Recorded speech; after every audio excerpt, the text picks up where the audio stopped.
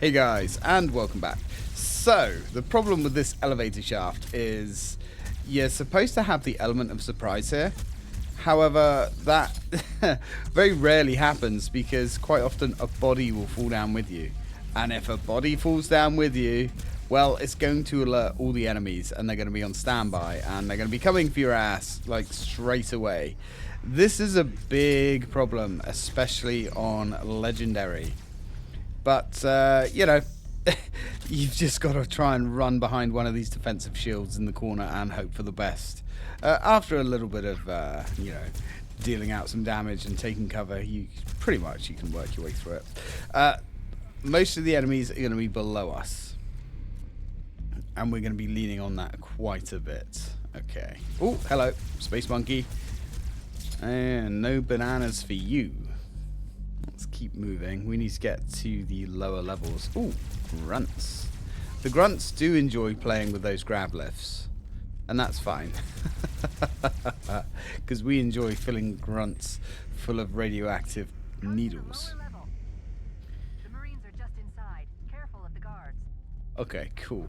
Now this is kind of interesting. We have to go to the lower level to get our first load of Marines.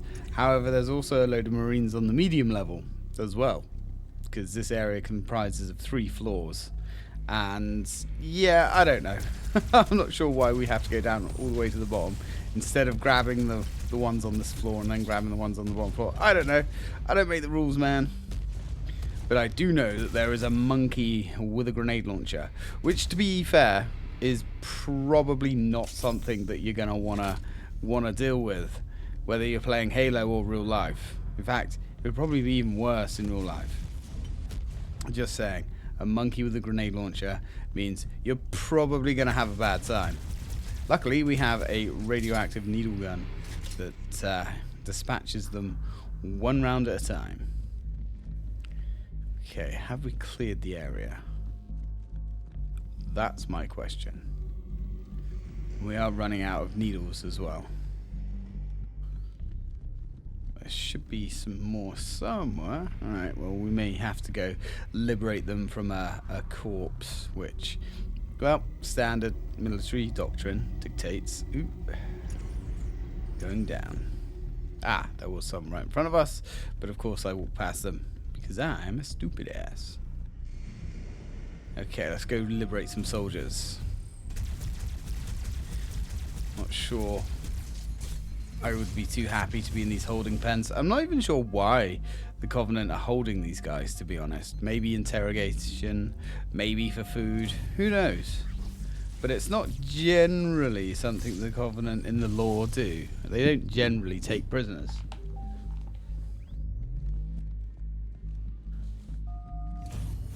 But we shall forgive the game this once. Because why not?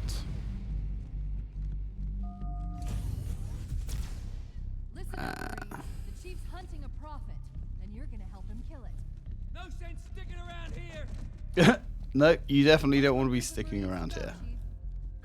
So, we've got some boys. I didn't see how many that was. I think that was there 2 of them or was there 3?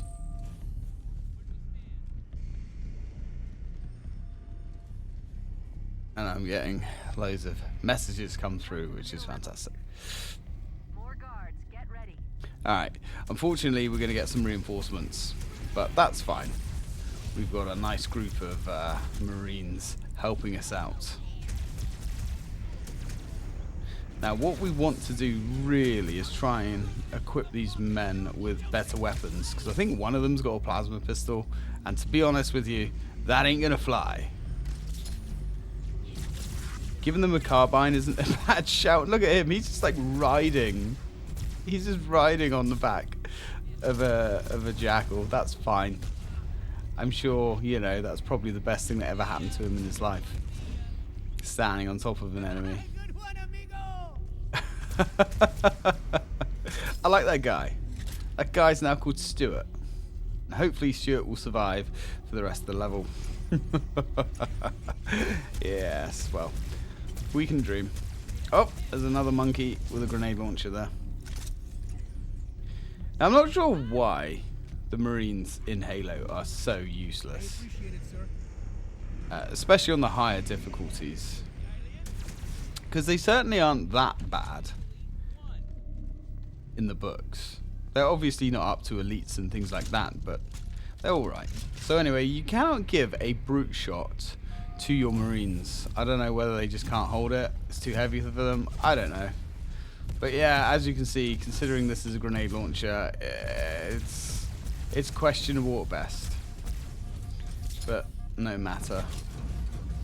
We will pacify the area. We've got some more brute shot ammo down here. One good thing about the brute shot is it is rapid fire. But it doesn't do much.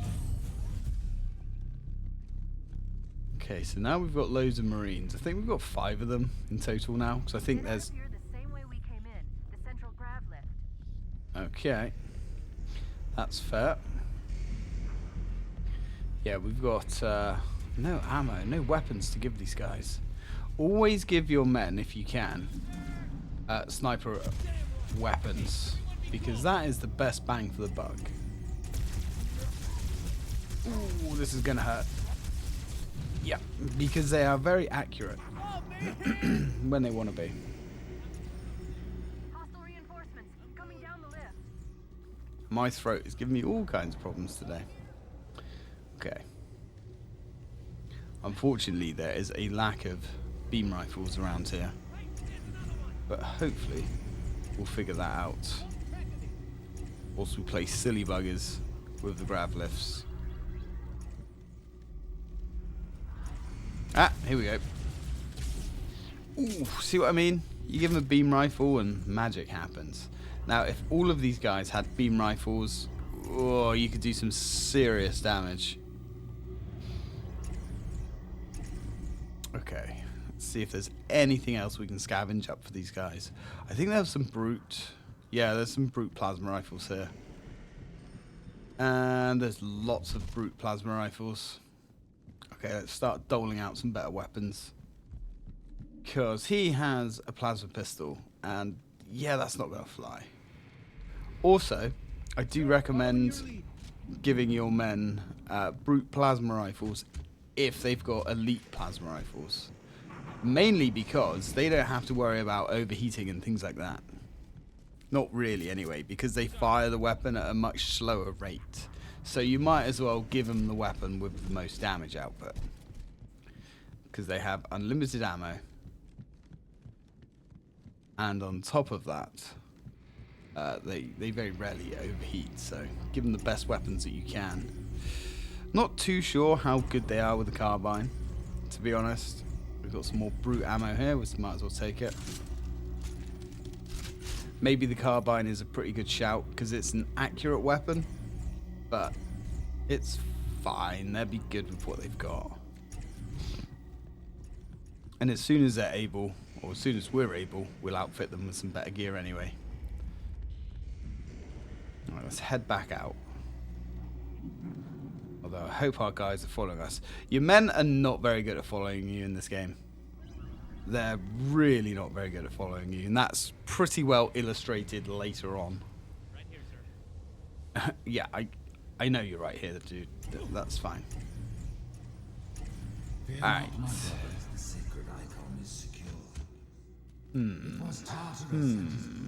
You know what? Let's take the sword.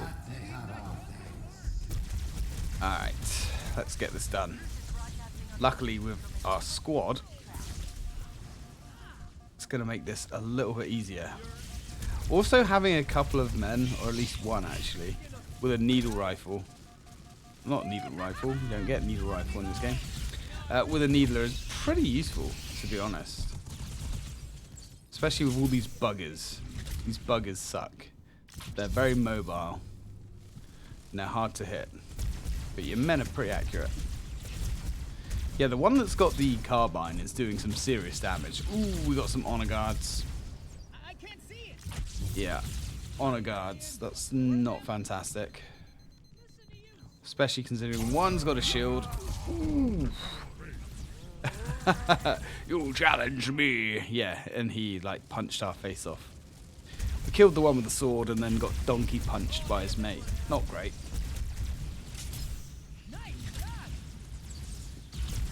Yep.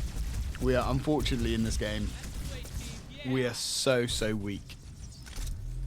You're definitely a little bit more resilient in Halo 3. For sure. But then in Halo 3 as well, there's a lot more weapons. God, I can't wait to get to Halo 3. Oh, I love it. Like, Halo 3 is literally the benchmark that all shooters had to follow. And it holds up, man. It really holds up. Right, the honor guard's dead, luckily. Oh, more buggers. Okay, guys, hold. That's some great work, man. Great work. Ooh. Buggers falling around all over the place. The elites have failed to protect the prophets, and in so doing put all our lives at risk. Let no warrior forget his oath. Thou in faith will keep us safe whilst we find the path. Contact! Uh-huh. I've got a fix on truth just outside this tower, Chief. There's an exit nearby. Hurry. Good old Covenant, eh? Or should I say good old truth? Classic manipulation. Yeah, the prophets are truly evil. Or deluded, I guess. But they're also incredibly arrogant, spineless, and as we've already discovered, they are manipulators. And apparently, in the 100,000 year war before, they were manipulators then as well. Because the Halo universe does have cycles.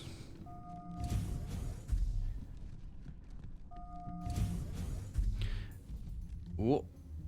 Things are kicking up a notch. We got hunters. This is bad. The trouble with hunters is our Marines don't really have any tactics or any real way of fighting them. This is where the AI kind of goes to shit big time.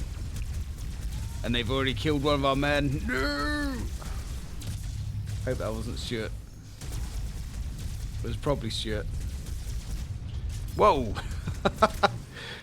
Unless that was Stuart. Stuart just donkey punched the hunter. Yeah, you tell him, amigo. Stupid sack of shit. Alright, careful now, man. Don't throw your lives away. There we go. Alright. How many men we got left? We got 3? They ask for your allegiance. I think we only lost 1. You shall give it. You wouldn't believe the number of kill systems the Covenant are throwing down around me. Not to worry, it's pretty sloppy stuff. I guess they never expected a hostile intelligence to penetrate their network from the inside. Yeah, that's one thing that the Covenant kind of suck at. They're not very good with computer architecture, which is one thing that the humans absolutely have over them. And don't mind me, I'm just going on a murder spree. Now, the beauty of this area is we can outfit all of our guys with beam weapons. And we're going to be doing that. Alright.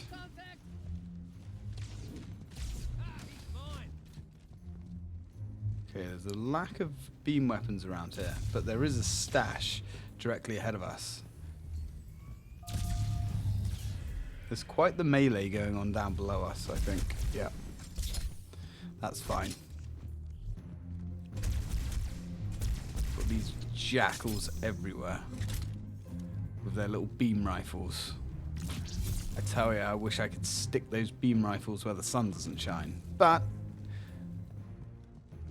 lacking the power to do that, we shall suffice. Ooh, hello. We've got hunters. At least we've got a hunter. A hunter, which is doing his best to tear his way through my men, which is absolutely unacceptable. Right, let's dance, you. Let's dance. God damn. Certainly a lot tougher than they were in the first game. Can't just circle around and one-shot them in the back like you used to be able to. Poof. That was a team effort, guys. Okay, so who needs a weapon? You do. But I can't give it to you because I already have the same weapon. Come here, you. I don't know why I walked past him and then go to the other two which already have beam rifles. There we go. Okay, so 3 troopers with beam rifles should be unbelievably OP. I say should, you know.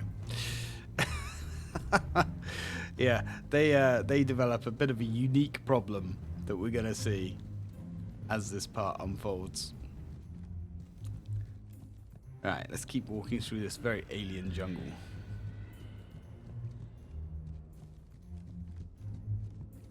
Oh, we're good. Oh, Space Monkey. Space Monkey hiding around the corner. With a grenade launcher. We've already discussed that we don't like Space Monkeys with grenade launchers. He's also borderline invincible. But luckily Stuart came up behind us and perforated his arsehole with a beam rifle. Now, over here, we have our terminal.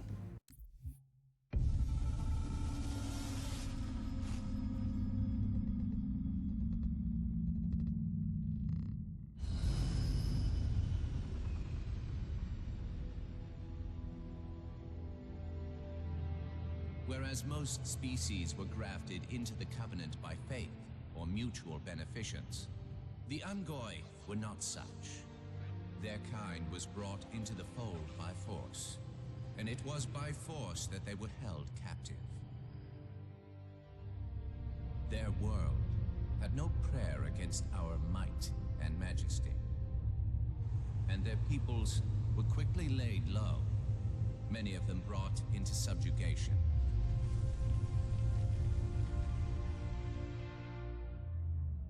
Yet while some species would perish under such pressure, others rise to the occasion, taking arms if need be, fighting back. Such it was for the Ungoi when their feud with the Kigyar led to rebellion. An effort by the Kigyar to sterilize the Ungoi population was met with stiff resistance, and for a time, the holy city was thrown into chaos. Once fully provoked, the Ungoi were merciless in their violence, lashing out at all species. Their large numbers and their tenacious volatility made them a suitable challenge, even for the elites. And yet again, we turned to an arbiter. And with a ferocity unparalleled since the beginning of the Covenant, the Ungoi world would be reduced to glass. Those within the holy city would be forced to watch, unable to stop what could have been the very end of their kind. The Ungoi rebellion was brought to an end by the Arbiter's hand.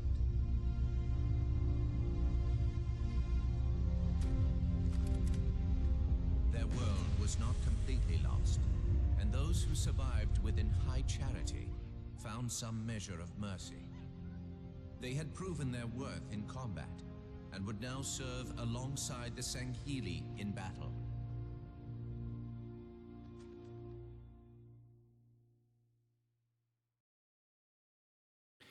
Yeah, so the Ungoi rebellion was kind of an interesting time. The Kikyar and the Ungoi actually occupied the same sort of living quarters in High Charity, which is where we are. It's the giant floating Covenant city. But they hated each other, and the reason they hated each other is because the Kikyar thought that they were superior, which they actually did kind of have a sort of superior social rank. But because they occupied the same space, and the Ungoi actually bred at just an alarming rate, the Kitgar actually started to massively suffer with their living standards. So they came up with a plan to sterilize the grunts. And when the grunts found out about this, they went ballistic and started a humongous war. And there's the Cortana doll, which, yeah, went pretty bad. It was pretty violent. The grunts basically went berserk. And yeah, the rest of the Covenant was very impressed by how tenacious the grunts had been. So after stopping them by glassing half of their planet, they kind of, I wouldn't really say they were promoted exactly. They didn't really go up that much further up in the social ranking, but they were allowed into combat. They weren't just slaves, cannon fodder slaves, you know, used for construction and stuff like that. Even though they were promoted to military use, they were still the lowest rung and very much used as cannon fodder. But, you know, they seem to enjoy their newfound promotion. Now, this is one of the problems I was saying about these guys here. Trying to get them to follow me was one hell of a challenge.